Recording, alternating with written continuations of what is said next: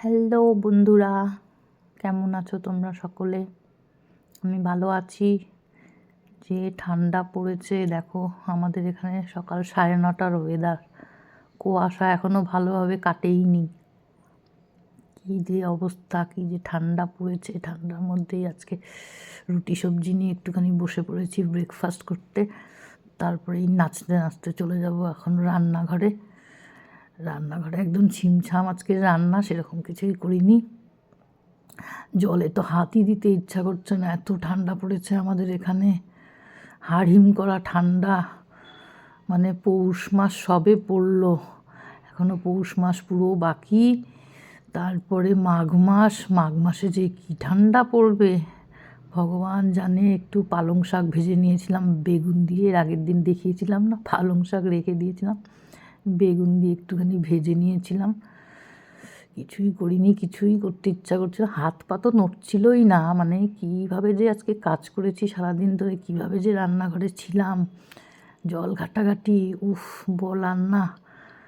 আর একটু সবজি করেছিলাম, সব মিশিয়ে একটু ধনেপাতা কুচি দিয়ে। তারপরে তো কালকে তো তার মধ্যে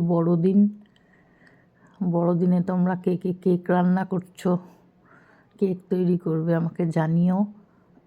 আমি খুব একটা ভালো কেক রান্না করতে পারি না, সত্যি কথা বলতে কি পারি না, কি মানে পারিই না, একেবারেই পারি না। আমার মা খুব একটা সময় ভালো কেক রান্না করতো। এখন তো বয়স হয়ে গেছে, যার জন্য অত আমি রান্নাঘরে আসতে দিই না, রান্নাবান্নার কাজ করতে দিই না। একটা সময় খুব ভালো মা কেক বানাতো। তো যাই হোক, এই তারপরে একটুখানি পাতলা করে ডিমের ঝোল করে নিয়েছিলাম। ডিমের ঝোল হয়ে যাওয়ার পরে তো এই নামানোর আগে একটুখানি ধনেপাতা দিয়েছিলাম আর গরম মশলা দিয়ে নামিয়ে নিয়েছিলাম। কাজ আর শেষ হয় না গো, সংসারের যে কত কাজ, কাজের শেষ নেই। একটা শেষ করতে না করতে আরেকটা শুরু, একটা শেষ করতে না করতেই আরেকটা শুরু। তার মধ্যেই ঠান্ডা, উফ আর ভালো লাগে না এই ঠান্ডায়।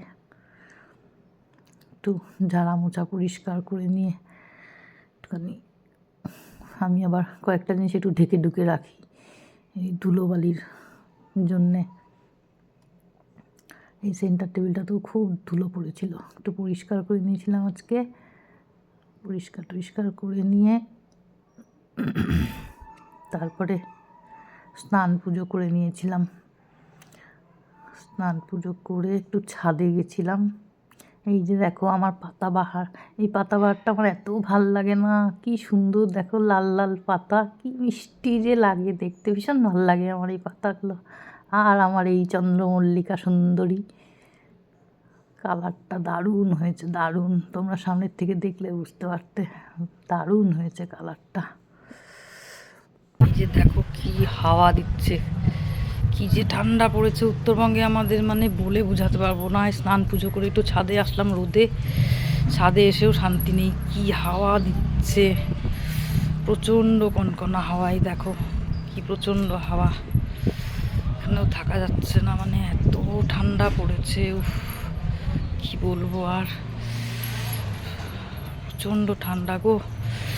তোমরা ঠান্ডায় কেমন আছো? সব জড়সড় হয়ে গেছো নিশ্চয়ই। যাই হোক, এখনকার মতো ভিডিওটা এখানেই শেষ করছি। সকলে ঠান্ডায় ভালো থেকো, টাটা।